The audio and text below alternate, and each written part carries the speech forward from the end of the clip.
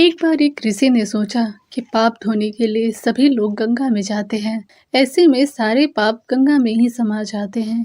इस तरह तो गंगा भी पापी हो जाएगी। उस ऋषि ने यह जानने के लिए कि आखिर पाप जाता कहाँ है, तपस्या करने के फलस्वरूप देवतागण प्रकट हुए। तब ऋषि ने उनसे पूछा कि गंगा में जो पाप धोया जाता है वह कहाँ जाता है। तब भगवान ने कहा कि चलो गंगा जी से पूछते हैं। इस बारे में ऋषि और भगवान दोनों ने ही गंगा जी से पूछा कि हे गंगे, सब लोग तुम्हारे यहाँ पाप धोने आते हैं, तो इसका मतलब क्या आप भी पापी हुई? तब गंगा ने कहा कि मैं कैसे पापी हो गई, मैं तो सभी पाप लेकर समुद्र को अर्पित कर देती हूँ। इसके बाद ऋषि और भगवान समुद्र के पास गए और उनसे पूछा कि हे सागर, गंगा सभी पाप आपको अर्पित कर देती है, तो क्या आप पापी हो गए? तब समुद्र ने कहा कि मैं कैसे पापी हुआ, मैं सभी पाप को भाप बनाकर बादल बना देता हूँ।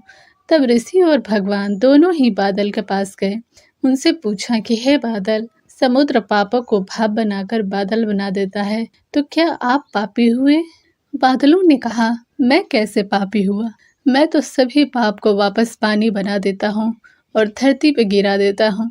इससे ही अन्न उपजता है, इसे ही मानव खाता है। उस अन्न में जो अन्न जिस मानसिक स्थिति से उगाया जाता है और जिस वृत्ति से प्राप्त किया जाता है और जिस मानसिक अवस्था में खाया जाता है, उसी के आधार पर मानव की मानसिकता बनती है। यही कारण है कि कहा जाता है कि जैसा खाए अन्न वैसा होवे मन। जिस वृत्ति से अन्न प्राप्त किया जाता है और जिस मानसिक अवस्था में खाया जाता है, वैसा ही विचार मानव का बन जाता है। ऐसे में हमेशा भोजन शांत रहकर ही ग्रहण करना चाहिए। अन्न जिस धन से खरीदा जाए वह धन भी श्रम का होना चाहिए।